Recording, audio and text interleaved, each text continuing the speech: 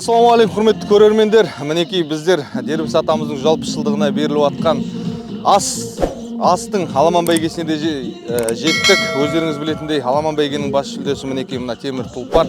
Ал ендеше темір тұлпар кімге бұйыратынын мықты жүйрікке бұйырсын.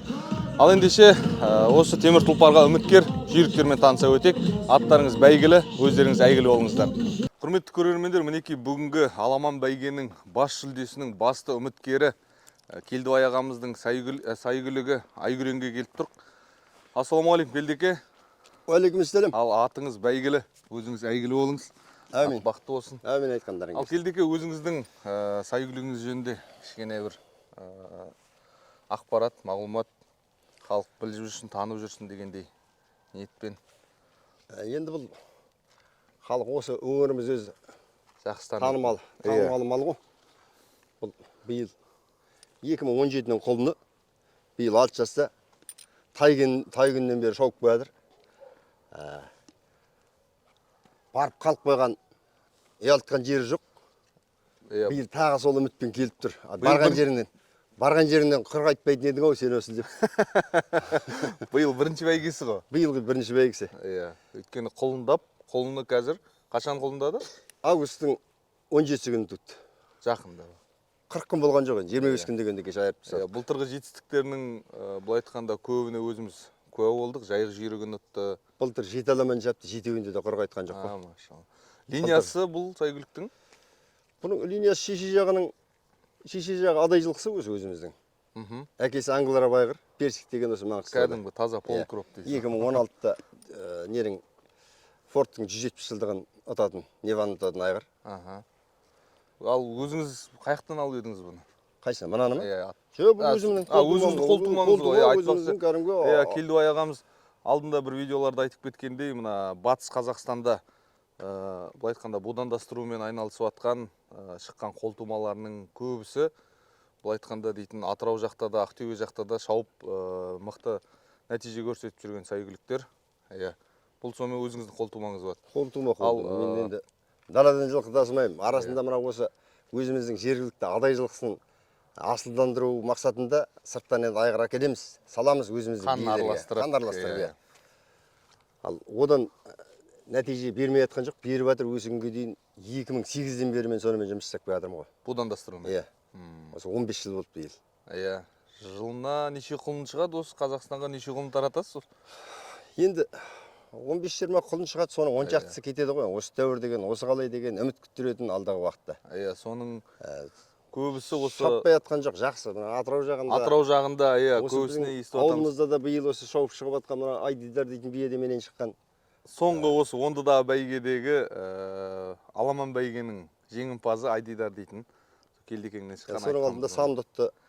Бізден неге жалпы менің қолтумаларымда ар жағында өзіміздің жылқы жатқандан кейін мына қысқа қашықтыққа көп әуес білмейміз.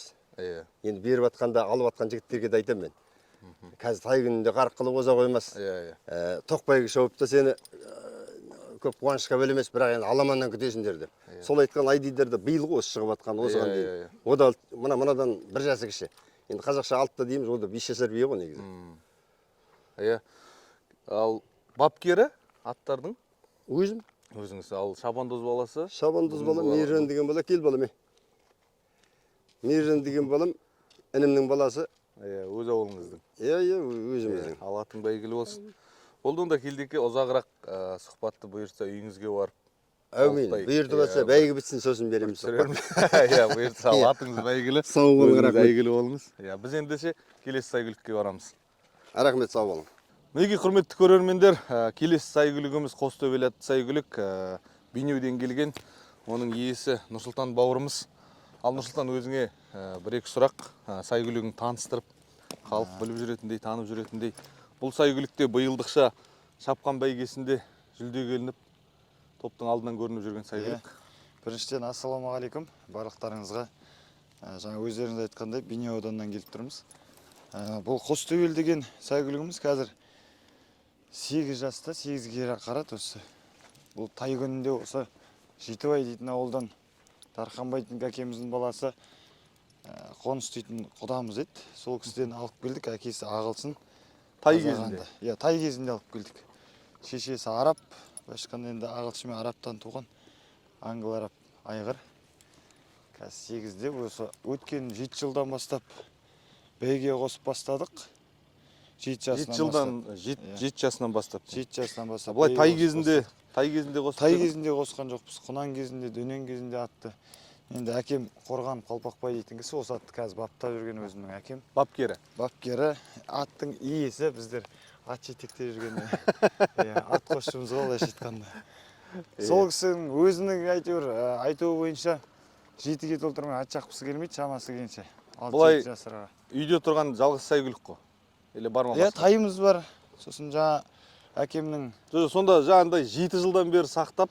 7 жыл бойы қорада баптап, күтіп. Шыдамды қарасаңшы? Сол 7 жыл бойы баптап, күтіп енді осы соның нәтижесі шығар, Аллаға шүкір. Осы жылы, өткен жылы енді өздеріңіз білесіздер, осы барлық бәйгелерде Бұлат бірінші круг жаруымен танылған бірінші елге. Жақсы. Мен айтам ғой, былтыр круг жардың, биыл Алланың қалауымен топ жарушсың деп. Шүкір Алла.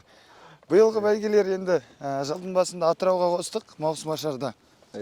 Сода 4 келді, содан жаман емес, жақсы. Сосын Тройка Егертін Самның құмында өткен 27 километрде 3-ші келді. Одан кейін Жетібайда өткен аста бірінші келді, 20 шақырымнан. Мектеп жоқ, аста келді.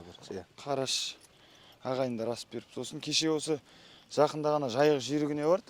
Жайық жүйрігі ол республикалық масштабта болған бәйге, болатын бәйге, жыл сайын үрдіске айналған, Батыс Қазақстан облысының үрдісіне айналған бәйге.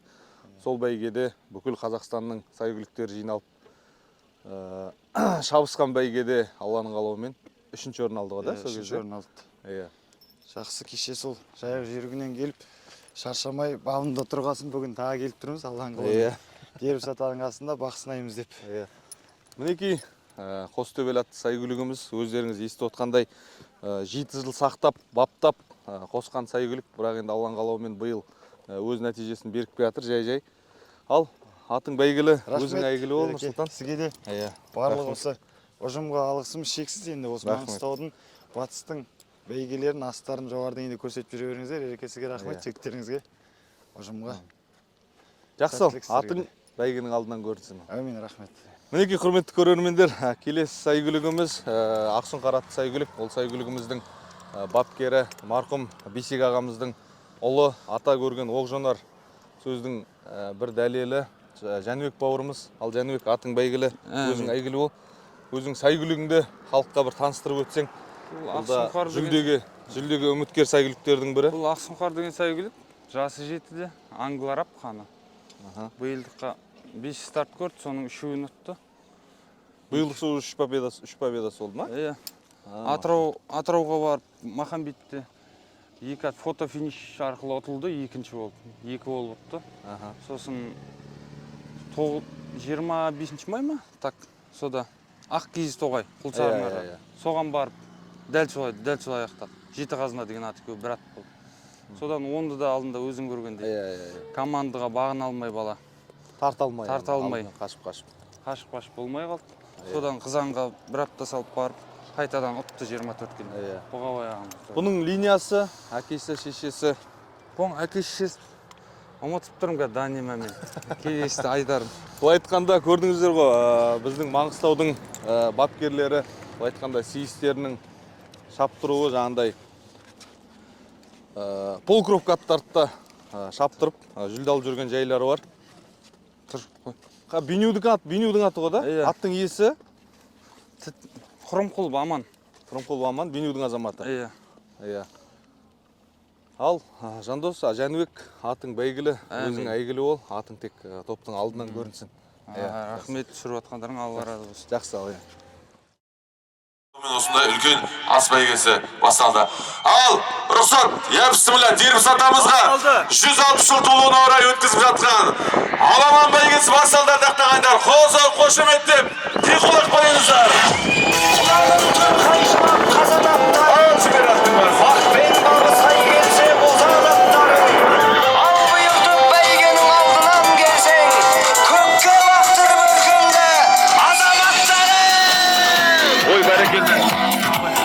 мінекей бүгінгі аламан бәйгесіне 38 сәйгүлік қатысып жатыр ардақтан ағайындар.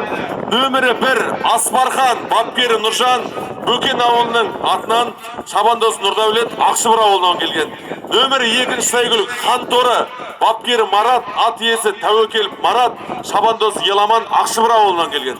Нөмірі 3 сәйгүлігіміз Құйғын бапкері Жасақ Амантай ат иесі Амантай Шабандоз Нұржан Қызан ауылынан келген сәйгүлік. Нөмір 4 Ақбілек бапкері Сәрсенбек ат иесі Насихат Шабандоз Әлихан Шетпе ауылының сәйгүлігі. Нөмірі 5 Тайтұлпан мінекей кешегі бірінші орын иеленген ошақтан сөйлеп түсіп Асқат ағамыз сәйгүлігі яғни өздеріңізге белгілі Отыртай болу керек. Ат иесі Асқат Шабандоз Әлижан Ақшыбыр ауылынан келген сәйгүлік. Нөмірі 6 Қарагер бапкері Құмарбек ат иесі Өтеуов Ақсүйеу Шабандоз Ораз Қызан ауылынан келген сәйгүлік. Нөмірі 7 сәйгүлігіміз Көк Байрақ бапкері Жандос ат иесі Нұркен Шабандоз Мерей Шетпе ауылынан келген сәйгүлік.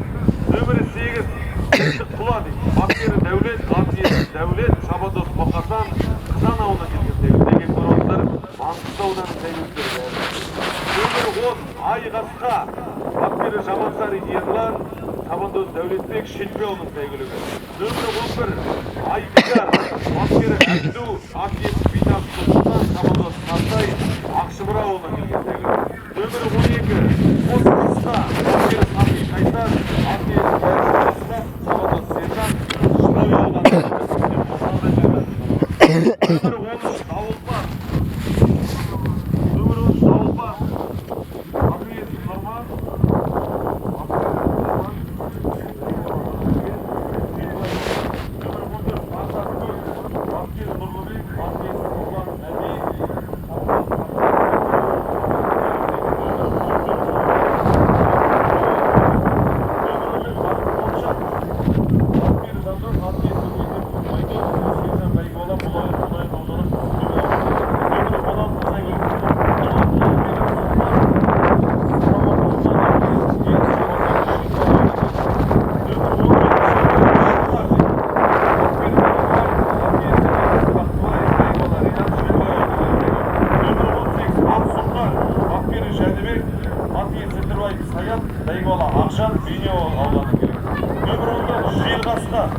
бапкері Мұрсат Бауыржанбек Сағадан Шабандоз Мирас Сенеге ауылынан келген. Мінекей сонау өмірден өткен Шапақ ағамыздың ұрпақтарын Мұрсат бауырым сәйгүлігі нөмірі 19 Елқасқа.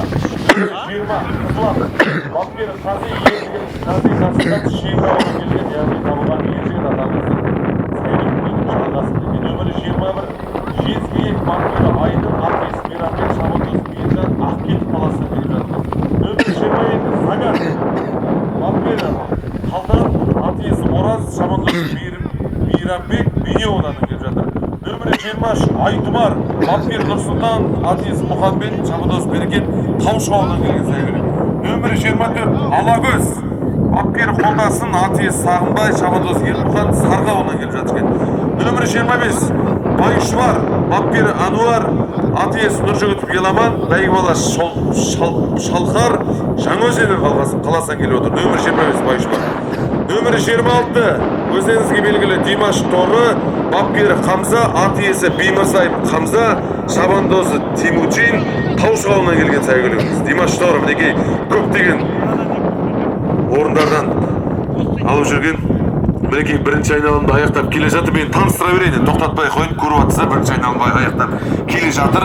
Нөмірі 27 сәйгүлік Айгүрен өздеріңізге белгілі Келдібай ағамыздікі ат иесі Әнетов Хасан Бәйгібала Мейіржан Боранқол ауылынан келіп жатыр. Мінекей келдеке атыңыз бақытты болсын. Нөмірі 28 Жауынгер бапкері Сайран Қосайұлы Сайран Нұрәли Шабандозы Бейне ауданынан келіп жатыр. Нөмірі 30 сәйгүлігіміз Нұрғасқа бапкері Абай ат иесі Байсейітов Нұржау Шабандозы Мағжан Сам ауылынан келіп жатыр. 30 Нұрғасқа. Ал бір қиқылап көтеріп екінші кругқа сәйгүліктерім шығарып салайық. Мінекей Бөкен ата ұрпақтары қайдасыздар, қиқылап қойайық. Екінші айналды көрсін. Нөмірі 31 Келдіқара бапкері Мерей ат иесі Қамысбаев Мереке Бәйгібала Мұстемір Бек ауылынан келген сәйгүлік. Нөмірі 32 сәйгүлік Сарығасқа бапкері Ершон, аты иесі Қылышбайұлы Ербол, шабандозы Айсұлтан, Тұшшығылық ауылынан келген сәйгүлік. Нөмірі 33 Қожатұмар, бапкері Руслан, аты иесі Табылдиев Бейсебай, Бәйгібала Нұраділ, Жаңаөзен қаласынан келген сәйгүлігіміз. Нөмірі 34 Ақмоншақ, бапкері Даник, аты иесі Табылдиев Бейсебай, Бәйгібала Әділ, бұл да Жаңаөзеннен келген сәйгүлік. Қаратағыздың нөмірі жоқ па? Малойға шаптыр жүретін көз сөтір, Малойға. Нөмірі 35 Қызыл Жебе, бапкері Олжас, аты иесі Олжас, шабандозы Зейін Ақшымыра ауылынан келген сәйгүлік. Нөмір 36 Торалаяқ, бапкері Әсет, аты иесі Ақберген, Әміре Бәйгібаласы Қызылтөбе ауылынан келген сәйгүлік. Нөмір 37 Нарғыз, бапкері Рамазан, аты иесі Қараман Нұржан, Бәйгібала Әбдірахим Ақшықыр ауылынан келген сәйгүлік. Нөмірі 38 Сакура, бапкері Аралбек, аты иесі Тәттібай Мұстемір, Мирас Бәйгібаласы Сайырдес ауылынан келген. Нөмірі 39 Байгүре, бапкері Бекзат, аты иесі Машан Шаймұрат, шабандоз Бақыт Жаңаөзен қаласынан келген. Және де нөмірі 10-шы Қостөбел атты сәйгүлігіміз, бапкері Қалпақбай, аты иесі Қалпақбай, шабандозы Расул келген жері видеодан. Неге ардақтағандар 38 сәйгүлігіміздің келді бүгінгі Дербіс атамыздың үлкен аламан бәйгесінде екінші айналым өтті. 12 айналым шамамен 38-39 шақырым. 3 байрақты келген, бірінші келген сәйгүлігімізге Лада Грант автокөлігі, екінші келген сәйгүлігімізге мотоцикл, және де үшінші келген сәйгүлігімізге ақшалай сыйлық деп жатыр. Енді осы жердегі ағаларымыздың ұйғаруымен осы жерде көмекі көлік жолдары бар, және де Жалама Көшкіні ағамыздың да көлік жолдары бар. Соған кезек берейік. Үшінші айналымға аттарымыз, сәйгүліктеріміз жауапты беруші. Бұл енді ағайындар қарсақында төрінде келе жатқан халықаралық алаш сыйлығының иегері сазгер, ақын Көмек Құраев ағамыздың осы асқа арнаған арнауын тыңдайық. Айым үміт күннен таңын берсін, күнделікті ырысын бағын берсін, көкендер дербісіз ұрпақтары ғасырлардан ғасырымыздың қабыл алсын, өмір бойы уақытта жастарына, еңбектің бір адамның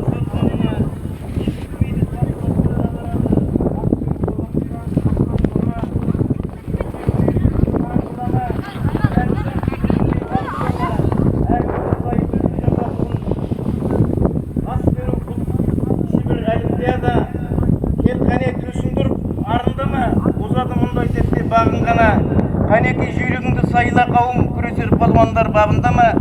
Шақырайық жайық үшін келіндерді, ортаға икемделік ерінгенді, айтысқа сөз жамбат шық сайысқа, қайда қалды жігіттер ең икемді, ақсақал қариялар үйге кірсін, қошемет жайсаңдар бірге жүрсін, өнерлілер ортадан орын алсын, күмбірлеп домбырадан күй төгілсін.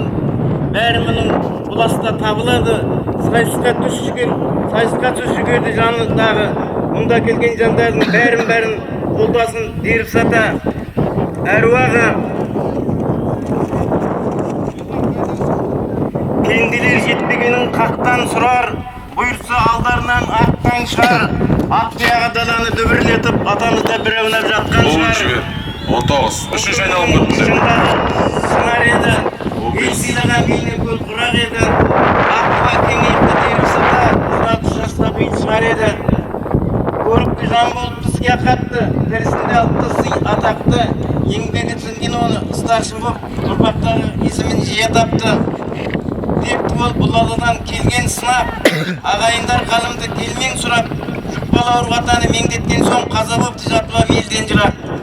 Көп рахмет, қоясыл жаным ақпал, атаның немересі алым аққал, аш жайлы бастаманы көтердіңдер, аға кесін әрдайым таңын атқан. Жастарға жүру лазым шындық еріп, тәрбиені алады кімді көріп. Өткендерді қадірлеу ұл парызы, көшілікке жасқындар үлгі беріп. Бұл асқа жиналыпты бір қауым ел, алғандаймыз көңілге мың дәруем. Өз өлгенмен атаны аты өшпейді, жасай бермек мәңгілік ұрпағымен. Ой, бәрекелді, рахмет. Ал, екінші айналымда аяқтап, үшінші айналымға сәйгүліктеріміз басы өтіп кеткен болатын 19 нөмірмен сонау Серектен келген Жиылғасқан сәйгүлік 19 шөмірін басып бастап өтті. Наурызбек Сағадат Мұрзат бауырымыз кімдекен нөмірі 27 үшінші айналымға өтті. Нөмірі 16 қазір сандарын айтып алайын, сосын таныстырам кім қай жақтан келген сәйгүлік. Ал бір көтеріп қояйық. Бөкендер бар ма, бөкендер? Шетпе қайда, Маңғыстау қайдасыздар? Нөмірі 12 Қосқасқа Жой ауданынан келген сәйгүлік мінекей. Біркелді үшінші айналымға мінекей 19 шөмірмен Жиылғасқа бастап өтсе, одан кейін нөмірі 15 мен Ақмолшаған сәйгүлігіміз бастап өтті. Мұнайлы ауданы Қызылтөбе ауданынан келген Өтемісов Айдосов сәйгүлігі екен. Мінекей. Ал, келе жатыр. Мінекей, үлкен топ енді келе жатыр, арақты ағайындар. Қайта-қайта қамшылайтын емес, суытуға атты емес, айшыдайтын, дүбірдесіп құлағын қамшылайтын, қамау тері қабырғадан қамшылайтын жүйріктерге арақты ағайындар. Бір қиқылақ қонсам қошамын деп қойыңыздар. Ай, жібер аттың басын бәрекелді. Нөмірі 36, 35, 2. 36, 2, 35, 32. Жігіттер үшінші айналым қойдыңдар.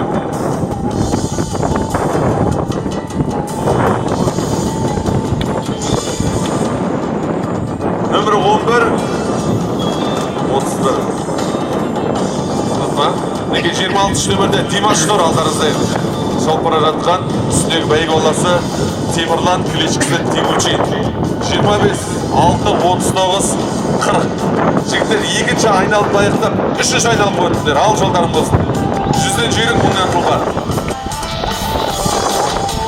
Нөмір 34, 33, 5, 30, 4, 22, 8, 1. Неге? Әзірше сәйгүліктеріміз бір топта келе жатыр. Біздің 4 бұрышта 4 комиссия мүшелері қадағалауда. Сонда да ешқандай уайымдамаңыздар. Ал аттарымыз айналып келеміз дегенше сіздердің құрметтеріңізге өнердегі ағамыз Жоламан Қошкенов ағамыздың орындауында Елена Қапқұлова әпкеміздің әніне жазған Светқали Нұржан ағамыздың өлеңі алдарыңызда Жоламан Қошкенов.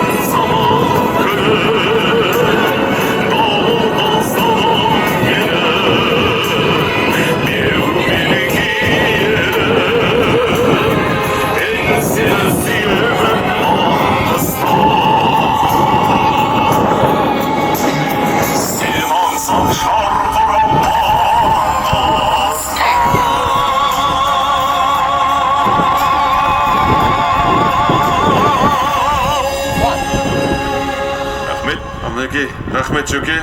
Мінекей бір бәйге аламыз. Құлақ болды, скорый помощь қайда, скорый помощь. Жедел жәрдем болса сахнаның қарта жіберейік. Ал 4-ші айналымға мана басып бастап өтіп кетті көрдіңіздер ғой. Мана 19-ші нөмір жиылған. Мінекей, артық топ, ең басты топ енді 4-ші айналымға өтіп бара жатсыңдар жігіттер. 29, 14, 12, 3, 23. Сенектен келген сәйгүлігіміз мана және де 15-ші сәйгүліктерді басып бастап өтті. Одан кейін 2 сәйгүлік өтіп бара жатқан кезде нөмірі неше? Осы жерде 16-ші нөмірлі бәйге аламыз Құлақбал осы жерде жарыс алаңынан шықты. Енді шалдардың әруағы қолдап, мінекей тамаша бәйге өтіп жатыр ардақты ағайындар. Бірақ дегенмен де сақ болайық, мінекей осы жерде біраз үлкен бәйгелерге қатысып, болмаса бүгін деріп сатамызға енді қатысып деген кішкентай ғана әлілеріміз шауып құлақ болып жатыр. Сондықтан да Алла жары болсын. Осы жерде тәртіп сақшылары бар. Сол жігіттерге бағынайық, тәртіп бәрімізге ортақ. Үлкен атамыздың астын жоғары деңгейде өтсек дегіміз келеді ардақты ағайындар. Кешеде үлкен ошақ бәйгесін аман сау өткізгенбіз. Бүгін де мінекей шалдардың әруағы қолдап, ауа райы өте тамаша. Сәйгүліктеріміз де бәрі жақсы. Өздеріңіз көріп тұрғандай әлі жалбақ тілмен айтқанда скорсыз пока қосайған жоқ. Бәрі де басын тартып енді келе жатыр. Бір кругты қанша уақытта айналып келе жатырғанын қазір айтатын боламыз. Ал енді жедел жәрдем ұжымы қайда екен? Жедел жәрдем ұжымын көрсеңіздер шақырып жіберіңіздер сақтаның артына. 16-ші нөмірдің аты иесі Жетібай ауылынан келген. Сақтаның артына кетсең, және де жедел жәрдемнің ұжымы болса, бері қарай келіңіздер. Осы жерде бәйге баласыз қандай сырқаттақ қалып жатыр.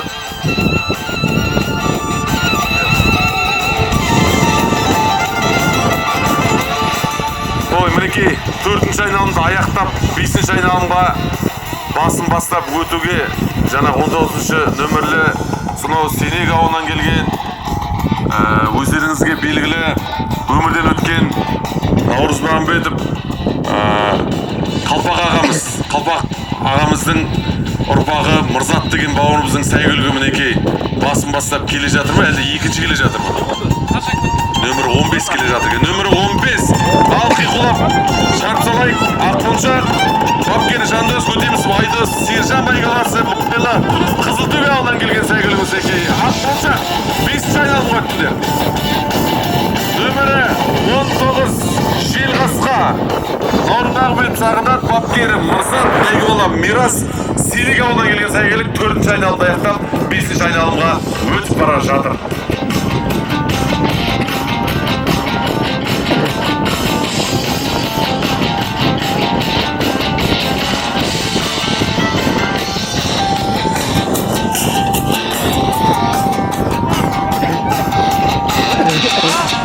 Мінекей ардақты ағайындар, өздеріңіз көріп отырсыздар, тамашалап отырсыздар, естіп отырсыздар. Бүгінгі біздің осы Дербіс атамыздың 160 жылдық ат бәйгесіне 85% осы Маңғыстау ауданының сәйгүліктері екен. Списокті қарап отырсақ 5-6 сәйгүлігіміз Ақшұбар ауылынан келген, 2-3 сәйгүлігіміз Қызаннан келген, Шебірден келген, Тұщықұдық ауылынан келген сәйгүліктеріміз бар. 3 сәйгүлігіміз Шетпе ауылынан қатысып отыр. Және де Жетібай, Ақшұқыр ауылынан, және де Жылой, және де Атырау облысынан 2 сәйгүлігіміз қатысып отыр. Сондықтан да мінекей өзіміздің сәйгүліктерімізге тақымызды қысып дем беріп отырайық. Кеше ғана сонау Светқали Нұржанов ағамыз бастаған көк бойнақтың үйірі адайшылықсын бүкіл Қазақстанға одан ары қарай күні кеше 1300 шақырымды бағындырып бүкіл әлемге танытып отыр ғой. Сондықтан да сол көк бойнақ командамыздағы біздің бүкіл Қазақстанға белгілі болған неке Шағырай торы атты сәйгүлігіміз бар. Кеше 1300 шақырымды бағындырған сол сәйгүліктеріміздің жалғасы, сол үлкен аламан тойымыздың жалғасы бүгін мінекей өзіміздің Дербіс атамыздың 160 жылдығында көруді Алла нәсіп болған екен. Сондықтан да бүгінгі сәйгүліктерімізге тағы да дем беріп қошеметтеп отырып бүгінгі атбегілердің еңбектерін бағалап аттарыңызды бақытты болсын деп тілейміз. Ал мінекей 5-ші айналымға өтіп бара жатқан сәйгүлігіміз нөмірі 27. Нөмірі 27 Айгүрен бапкері Келдібай, аты иесі Әлет Қасан, Мейіржан Бәйголасы Боранқұл ауылынан келген Келдібай ағамыз сәйгүлігі. Мінекей Айгүренде біраз бәйгелерде алды қатарда көрініп жүрген сәйгүлігіміз. Осы жердегі енді жылқыға қатысы бар сәйгүлікті бәрі біліп отырды. 27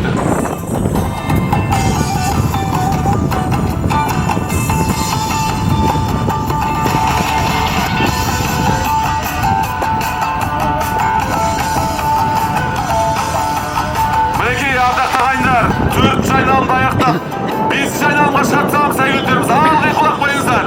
Шапқан сайын тұрпатына өң қосқан сәйгүліктер қазақ үшін төл дастан. Бабалардың серігі болып сенімді, тұяғымен кең далама мөр басқан. Тұлпарларын дүбірлетсе даламды, сайын дала дөңгеленіп қалады. Қиялына қанат бітіп көргеннің жүрегінде жігер от жанар деп ада тағайдан 4-ші айналымды аяқтап 5-ші айналымға біздің сәйгүліктеріміз кетті. Мінеке алдыңғы топта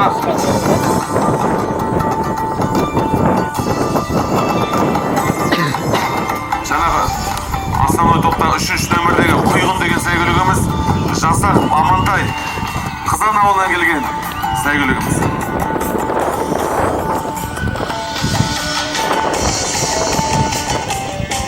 Нөмірі 26 Димаш Торы Таушық ауылы Беймірзаев Хамза, ат иесі Беймірзаев Иса.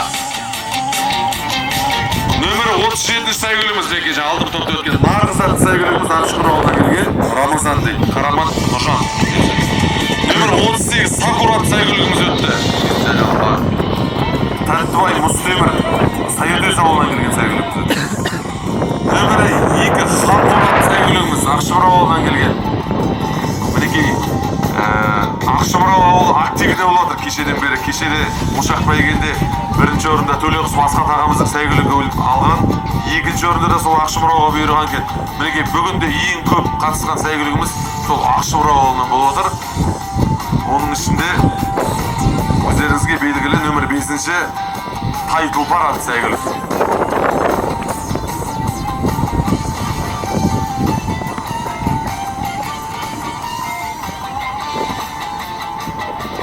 Жігіттер кришаның үстіне түсейік деп отыр. Тәртіп сақшылары түсірейікші кришаның үстіне жігіттерді. Ал 5-ші айналым өтіп бара жатыр мінекей. 25, 24, 21, 34, 30, 33, 7, 4, 1, 39, 17, 36, 8, 10.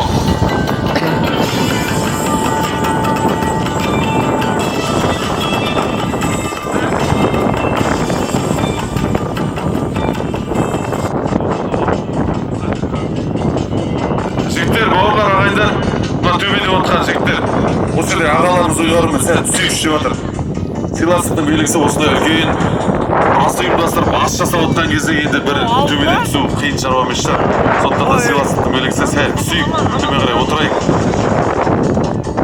Артыма алдыма? Нөмірі 15.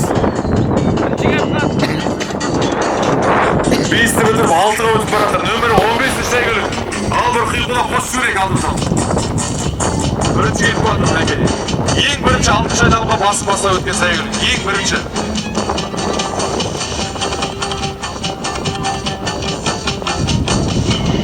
Нөмірі 15-ші Ақмоншақ атты сәйгүлігіміз мінекей 5-ші айналымды аяқтап 6-шы айналымға басып өтті. Бапкері Жандос, ат иесі Өтеміс Майдос, Бәйгебала Сержан, Мұнайлы ауданы Қызылтөбе ауылынан келген сәйгүлігіміз мінекей 15 Ақмоншақ.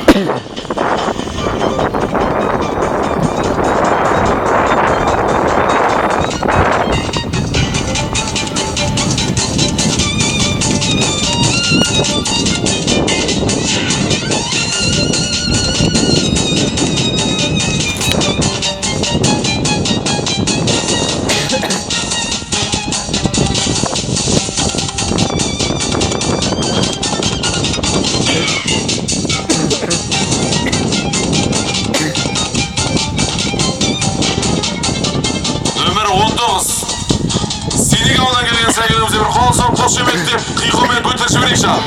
5-ші айналымды аяқтап 6-ға өттіңдер. Нөмірі 19. Жел қысқа.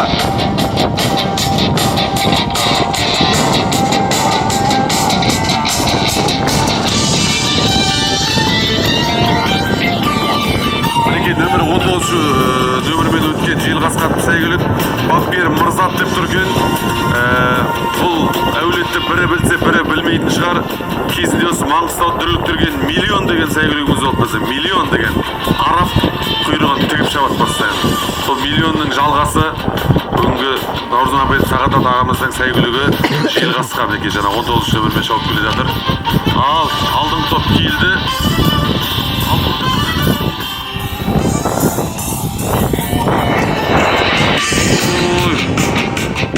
Нөмірі 27. Бірақ бабымен шабады бағымен шабады, бірат қасақ қанымен шабады, бірат дәрімен шабады дейді. Енді ол қайсысы қалай шауып жатқан ол аттың иесі белгілі. Сондықтан да біздер тек қана өстіп қолпаштап қиқу беріп, көтеріп хабарлап отырамыз. Ал жібер, 6-шы айналым өттіңдер. Нөмірі 13, 14, 37, 28, 3, 35, 32.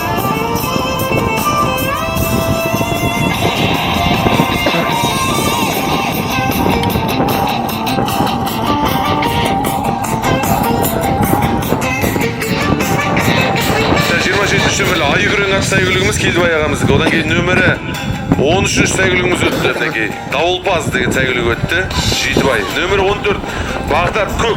Атырау облысынан келген сәйгүлік. Нөмірі 14-ші Бағдат Көк. Нөмірі 14 шатысып алмаңыздар. Атыраудан келген. Және нөмірі 37 Нарғыз ат сәйгүлік. Ақшұқыр ауылдан келген. Ал жіберің жігіттер. 6-шы айналым өттіңдер. Маңғыстау Машайықтың басқан жері, Талаптың таудай өрлеп басқан жері, жер жүзін желмаямен жете айнап ауғанға Ақан бейдің асқан жер деп айтпақшы мінекей. Біздің Маңғыстауымызда оның ішінде абай сәйгүліктер өспекей. Өздеріңіз тамашалап тұрғандай бүкіл Қазақстанға, одан әрі қарай Гиннес рекордтар кітабына еніп жатыр. Сондықтан да Маңғыстауымыз жасай берсін, Маңғыстауымыздың аттегі сейістер жасай берсін деп қойсаңыздар. Бүгінгі Бөкен атамыз, одан кейін Дербіс атамыздың әруағы қолдап жатсыздар.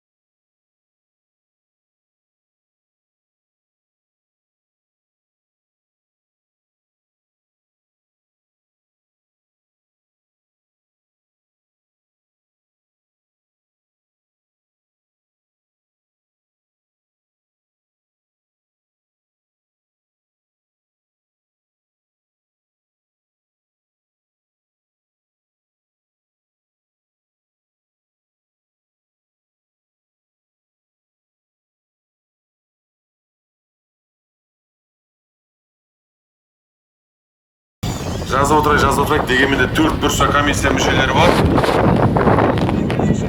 Нөмір 37, 38, 28, 14, аны көрмей қалдым ар жағында. 27, 11, 13, 32, 35, 23.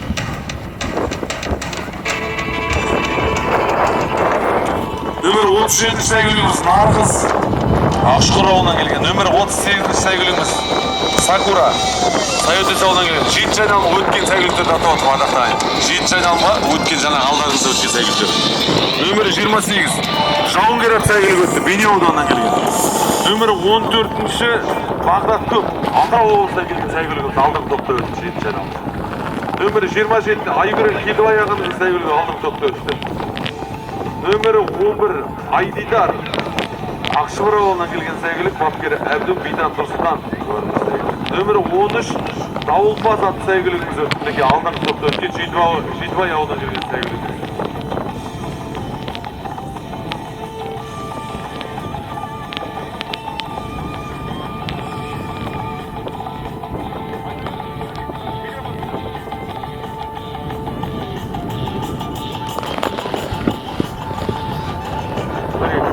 Ассалаумағалейкум ағайындар.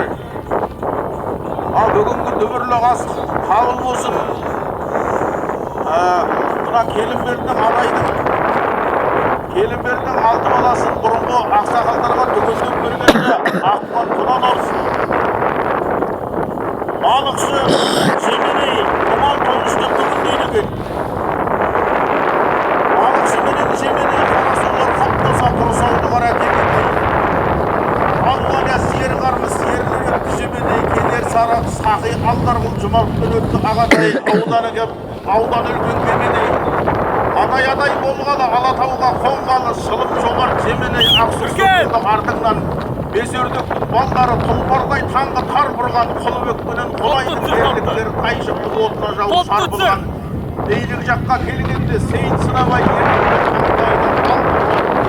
Қаралдаменен арысы бар маңғысыдей қасиетті аруақты артыңнан деп ақсақалдар жырға қосқан екен. Бөкеннен бала төртеді, мына бесердіктің баласы. Бөкен болғанда бөкеннен бала төртеді, бәрі де жалын көртеді. Мырза болат саламат төрт бөкеннің көртеді. Ақтара берсем ары қарай тереңнен сырды сертеді деп. Ар жағы Жеменей, бері жағы Бөкен. Мына Бөкеннің ауылының болысы болған кезінде өзінің халқына қайыры деген Қайғысылы Дербіс атамыздың мына асы қабыл болсын ағайындар. Осы асқа келген барша ағайындардың барша тумалас халықтың қадамын Құдай тағала сауапқа жазсын. Ас дегенде адам барлықтан, әлде нарлықтан бермейді. Осы ұлтқа ұстын болсын деп, ұлтқа үлгі болсын деп, ауызбіршілік үшін, ұлтты тәрбиелеу үшін, қазақ деген атқа лайықтық үшін берілетін нәрсе ағайындар. Ас баршамызға қабыл болсын. Мына ат бақты болсын, бәйгеге қосып отырған тұлпарларың бақты болсын ағайындар. Еліміз тыныш, жұртымыз аман болсын. Ақбота бірге туған көшкі өрдік өтіп бол. Айтқұл ақын бейді Оспанбет ішінде 12 ұлды Қозыбай бей жігітін қасиетпен қуат кернеп, бес ауыл шылымдағы осы өрдік, осы ауыл құлашы, осы ауылдың ұзын өрнек. Ерлік пен шешендігі қабат біткен өтіпті Сейіт Сынабай бейерменбет. Қаралда мінгісімен арыз өтті, қасиет қуатымен арба қорлепті. Қаралда мінгісідей осы Тәшен, Бәйгісұлы Тәшендей қажыға барған, осы болыс болған Дербіс атамыздай перзенттер, оздан өрген тұяқтар, салих перзенттер дүниеға көп келіп, бұна халыққа үлгі. Одан кейін қазағымыздың аты өспей осындай ұлы астар көбейе берсін ағайындар. Ой, бәрекелді. Ру Бөкен, біздің өнердегі ағамыз Ақылбек Тасқар алдарыңыздар, қолсап қошеметтеп қойыңыздар. Ал мінекей 8-ші айналымға басын бастап 15-ші сәйгүлігіміз өтті. Қызылтөбе аудан келген сәйгүлігіміз. Аға көп рахмет. Ақ бұлттар, қара бұлттар, ала бұлттар. Байқасақ аспанда да алалық бар.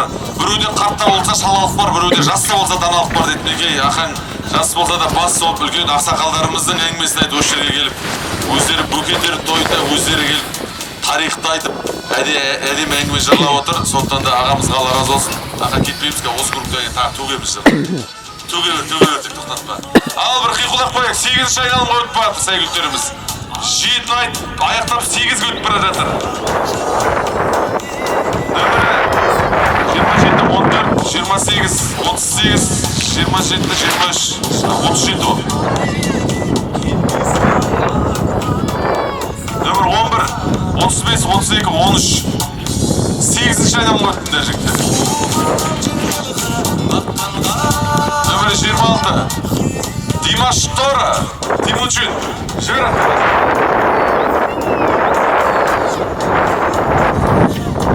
Нөмір 18, Ақсұңқары.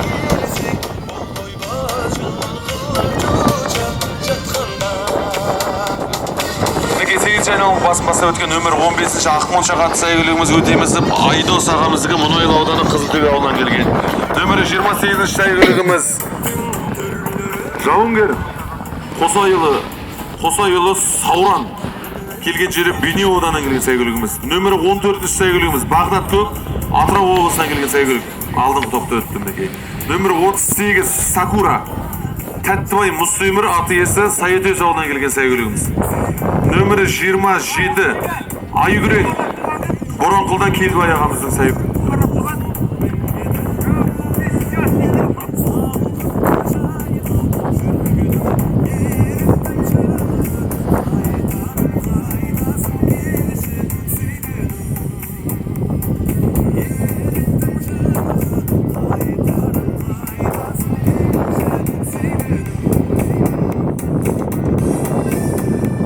Жаңағы 15-ші сәйгүлік 8-ші айналымға басын бастап өтті.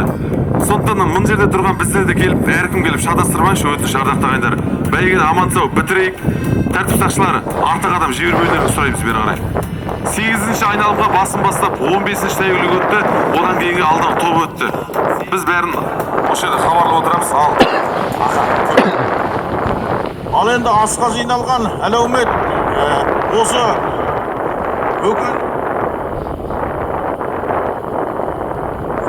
асқа жиналған әлеумет мына бөкен жемелейдің ішінде небір атбегіс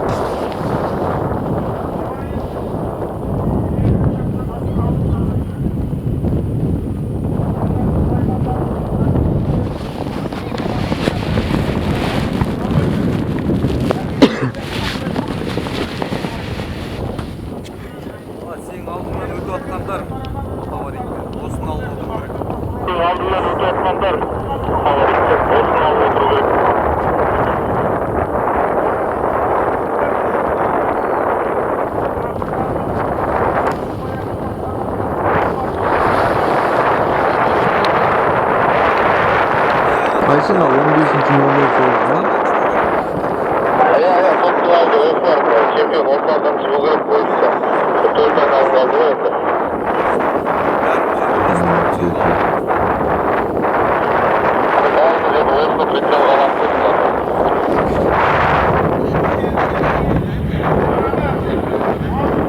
Олардың клубтары бәрі бір ма әлде бір клуб ерте бөлімде бар ма? 15 алдында бірден чапты ғой бір.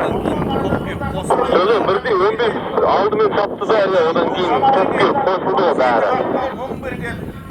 Адам сатқан дәрі берген қара жерге әл берген жаратушы сенен, амандықты шаштас естіледім сенен. Осы қарағымның маңдайына ырыс берсең дұрыс бер. Ердің бұлға тигіз, ұлысын бұлға тигіз. Аллаху акбар деп бата берген екен. Сол батасы қабыл болып, 5 ұлды болған екен. Бесеуіне сол Нарманбет бастаған 5 ақынның аты қойған екен. Мен сіздерге сол батаны беремін. Жетелікке жан берген, жеті қаққа өң берген, адамзатқа нәр берген, қара жерге әр берген, жаратушы сенен. Баба түкті шассаж естіледім сенен. Хай берен 40 шілден, маңдайына ырыс бер. Ырыс берсең дұрыс бер, ерінің бұлға теңіз, өзің бұлға теңіз. Аллаху акбар деп 80-нің сеңгірінен асқан Мұханұлы Базарбай атамыздың осы сәлемдеме батасы. Ағайындар, қабыл алыңыздар. Осы бата, осы асқа куә болып отырған ағайын тума барса халыққа қызмет етіп жүрген келіндерге, інілерге кейін құда жұрағаттардың бәріне жоғысты болсын ағайын. А?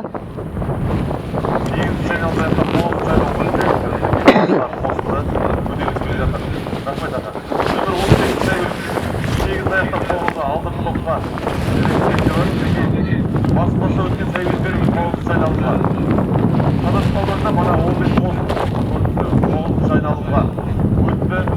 Сәйгүліктеріміз енді келе жатыр. Нөмірі 15 Ақмоншақ Күздөбе ауылынан келген. Нөмірі 27 Айгүрел Игібай ағамыз сәйгүлік Тораңғыл ауылынан келген. Нөмірі 18 Ақсұлтан Бейнеу ауданынан келген. Сәдірбай Саяқ. Бағдаттық Атырау облысынан келген сәйгүлігіміз. Нөмірі 11-ші сәйгүлік Айдидар Ақшымыр ауылынан келген сәйгүлік Бейдан Нұрсұлтан. Нөмірі 26 Димаш Нұры Беймірзаев Хамза Таушық ауылынан келген сәйгүлік Бейде 9-ші айналымға.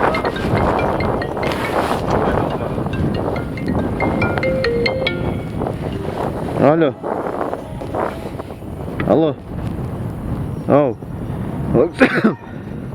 Шетпедемін. Ошақ бәйгесінде мотоциклға ие болған. Уалейкум ассалам, тез айт, видео түсіріп тұрмын. Айтөбел ат сәйгүлік кеше ошақ бәйгесінде. Қашанға? Асқат ағамыз сізге Ақшымыр ауылынан келген. Ошақ бәйгесінде бірінші келген болатын. Так, бинго осылайшы. Ана топ браттың артынан қуып жетті ғой да. Екінші орынды иеленді. Браттың артынан қуып жетті ғой да. Кім қуып жетті дейсің? Жетті ма деймін да братты.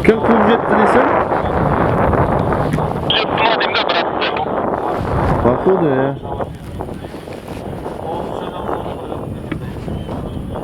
Топ скорость кост байқадың ба уже?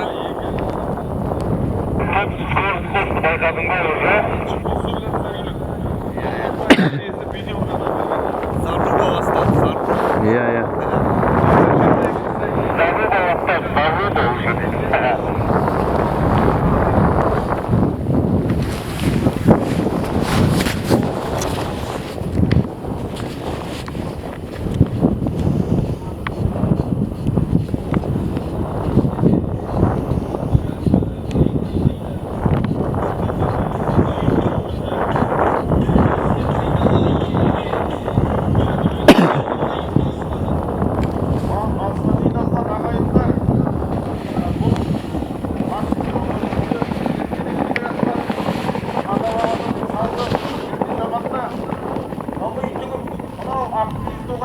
Қожаназарға ас берілген.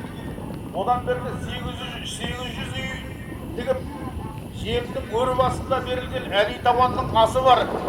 Сол сияқты одан кешенің Өгел Қазидың жирені келетін сапар.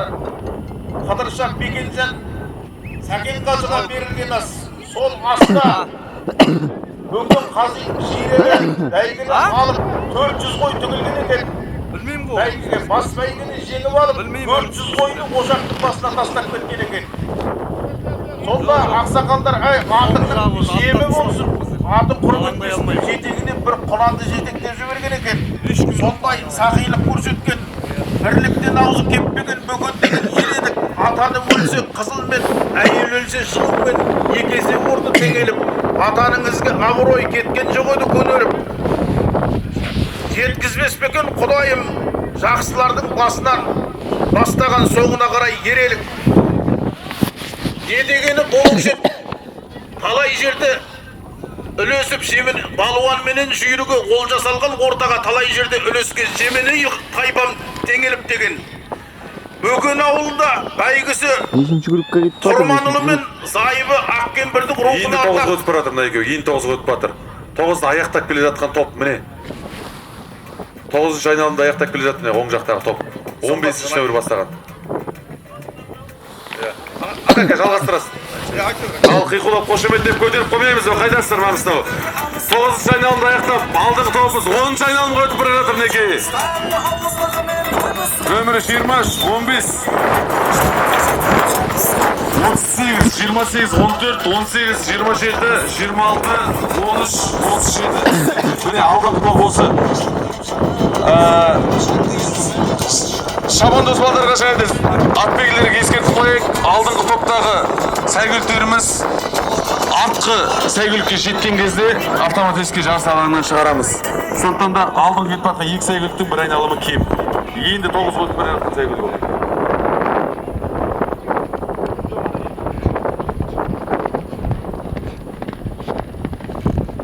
Балуаны мен жүйрігі ол жасалған ортаға талай жерде үлескен жемені тайпам теңеліп ат қосқан жерде кешегі өте көптеген қазекем байрағы демеліп Бұлан айының ішінде бірліктің аузы кемістірген көкөндегі ел едік.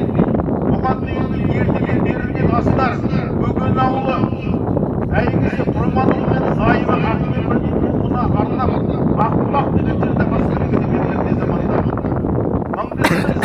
Баласы бітімге оның рухына берілген ас 1920 жылы берілген екен. Тәшенғазы бәйгісұлы осы кісі сонау сүйегі Мекке Мәдинеден қалып қазылығы қабыл болып Меккеден кетерде қазылығына түс көріп осы сапарда мен кетпей ата-бабам мені үйден шығарып алып кетті деп өзі болжап қазылығына аттанған екен. Сол қазылығында жүріп қасына еріп барған үлкен ақындарға бір құранды тұма берген екен. Сол құранды тұманы ұрпақтардың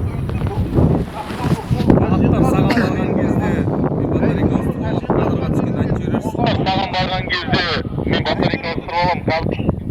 Одан кейін бүгінгі саламат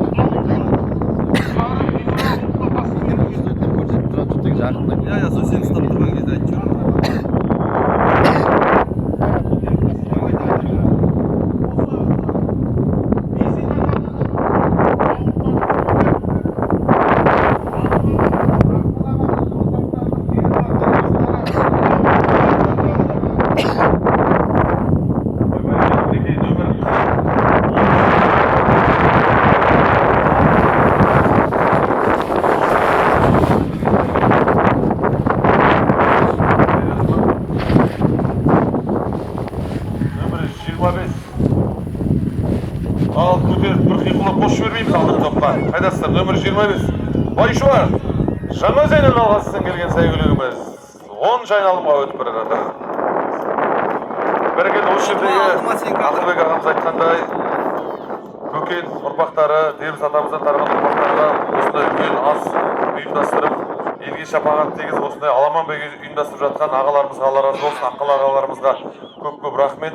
Бұрынғының арты қазіргілердің алды. Маңғыстауымыздың салт дәстүріне айналғандай осындай үлкен астарды өткізу бізге әдет болып қалды. Сондықтан да алдағы уақытта үлкен ас бәйгелер бар. Оларды қазір хабарлап айтатын боламыз. Күресті хабарлады. Күресті де қазір осы ат жарысы біткесін, күрес біткесін барлығын марапаттайтын, табыстайтын осы орталық сахнада болады. Сондықтан да оны да ескеріп қоярсыздар.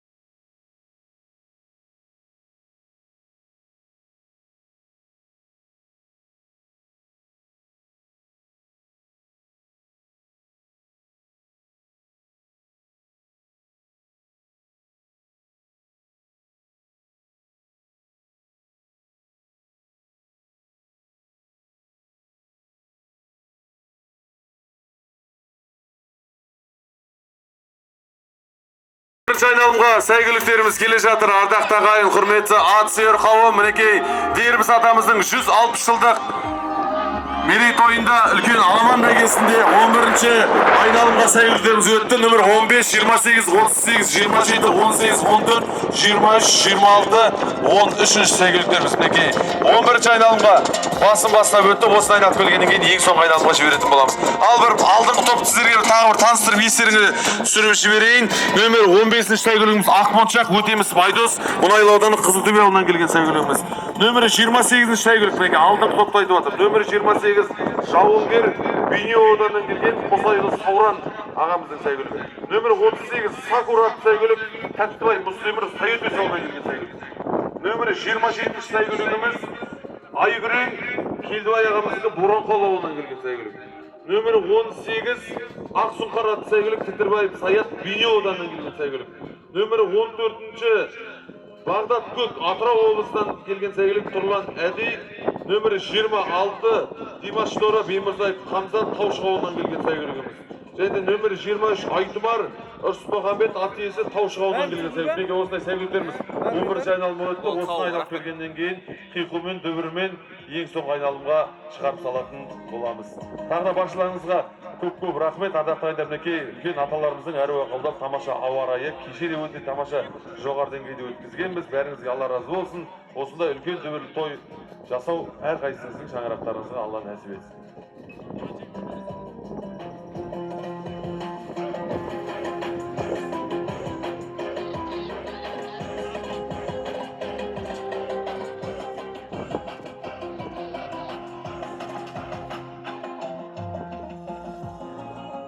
Ау, не алдыйсың? Қайталаш.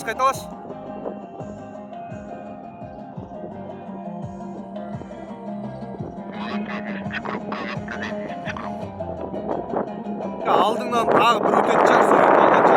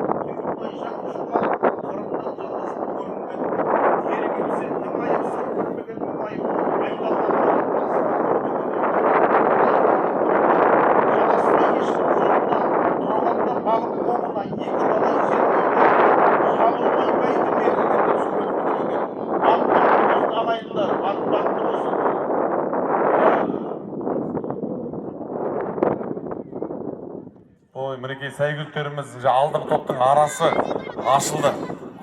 Қазір жік-жігімен айтатын боламыз. Арасы ашылды қазір. Нөмір білген кезде хабарлаймыз ғой. Ең соңғы айналымға қазір көптеп қолпашап көмекпен терқолап сәйгүліктерімізге дем беріп ең соңғы айналымға шығарып солай ардақты ағайындар. Бүгінгі аламан бәйгемізді бітуге жақын. Бүгін 3 байрақты келген. Бірінші келген сәйгүлігімізге Лада Грант автокөлігі, екінші келген сәйгүлігімізге мотоцикл, үшінші келген сәйгүлігімізге ақшалай сыйлық деп жатырмыз. Ал мінекей 11-ші айналымды аяқтап 12-ші айналымға қарай өтіп бара жатыр. Ал бір қошеметтеп қоюға. Дала қандай даладағы атқандай, нөсер шөпке белшесінен батқандай, құйғытсам бір дала қала болады-ау, көз алдында өтіп бара жатқандай. От дегендей асау ханға етіңе, арғымағым шығып желдің өтіне, шабуылдап құрыш болады тұяқпен пергілеші. Шалтақ жолдың беті дегендей ардақты ағайындар, ең соңғы айналымға сәйгүліктерімізді шығарып саламыз. Ең соңғы айналым нөмір 28, 15, 26, 18. Жігіттер, ең соңғы айналым өттіңдер балдар. Жібер аттың басын.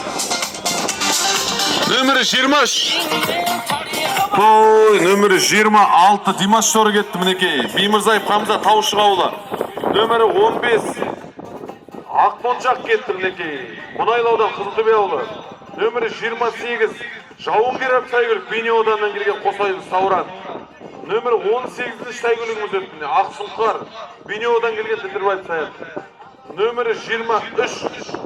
Айтұмар Ұрсымағанбет Қаушқауынан келген сәйгүлік. Ал ең соңғы айналымға өтті. Жігіттер ат шабама, бат шабама дейді. Сондықтан да әлі үміт бар. Сондықтан да ең соңғы осы қалған 7-8 сәйгүлігіміздің біреуі, үшеуі біздің байрақты әділетін болады. Ал қазір сәйгүліктеріміз келе жатқан кезде алдынан шықпай, тәртіпке бағынбақ қол болмас дейді ардақты ағайындар. Бүгін үлкен ас болғаннан кейін бір-бірімізді сыйлап, бері қарай көптің алдынан шығып кетпей, біреудің артына біреудің зиянын тиіп жүрмейік. Қанша еңбекпен осы күнде дайындап келді, осы өздеріңіз білетіндей Абдулдан Алмас деген ағамыз ас берген кезде осы аламан бәйгесінде алдынан жүгіріп шығып, біреудің тым жақсы келе жатқан атын біреу құлатты, біреудің атын біреу басты, сөйтіп арт жағы кішкене шиеленісіп кеткен болады. Сондықтан да ортадағы тәртіп сақшыларына бағынайық, сол қызыл темірден бері қарай аспай, бәрімізге көрінеді. Бүгінгі Дербіс атамыздың астына аман-сау өткізіп, байрақты сәйгүліктерімізге табыстайық аман-сау.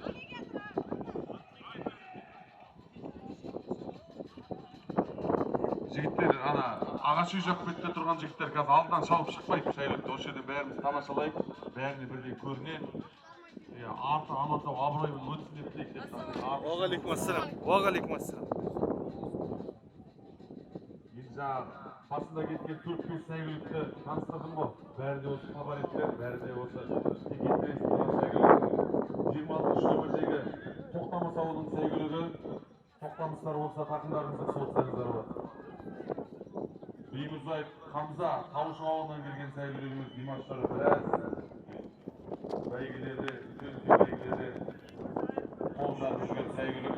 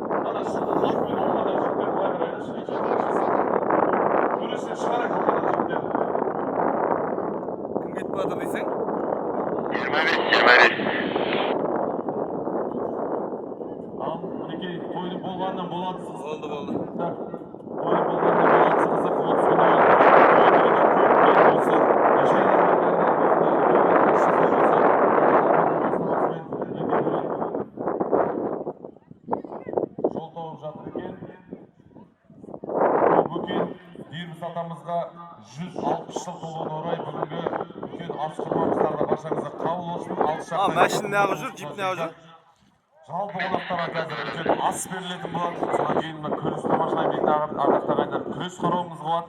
Сонымен бүгінгі кешеге үлкен асымызды тәмамдайтын боламыз. Мінекей сәйгүліктеріміздің арасы ашылып. Не алдıysan?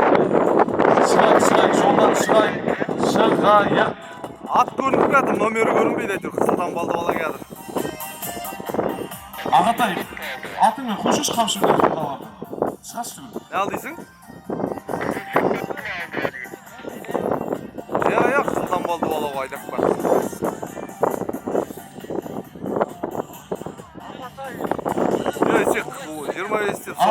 Мінекей, бүгінгі аламан бәйгесі Лада Гранд автокөлігінің иесі 12 айналымда аяқтап 40 шақырымда артқа тастап келе жатқан біздің сәйгүлігіміз.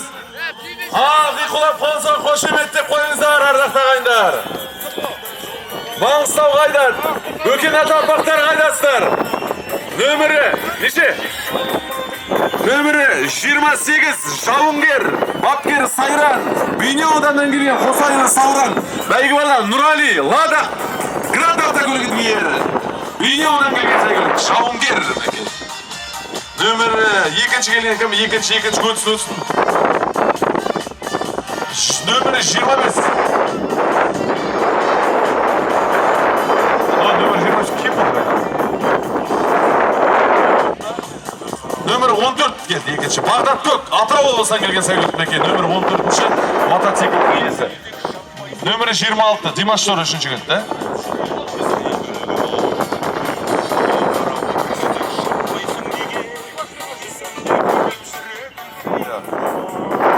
Димаш Тор үшінші келді.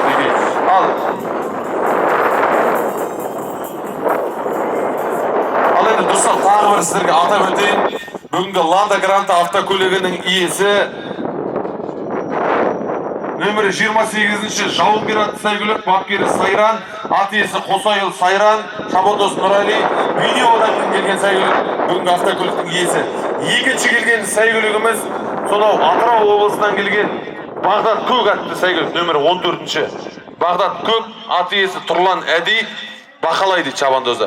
Және де үшінші орынға иеленген нөмірі 26-шы нөмірлі Беймырзаев Қамза Димаш Торы. Ал, бәйгелеріңіз құтты болсын, аттарыңыз бақты болсын. 4-ші, 5-ші, 6-ші келген сәйгүліктерімізге ынталандыру беріп келсеңіздер. Ал, бәйге құтты болсын.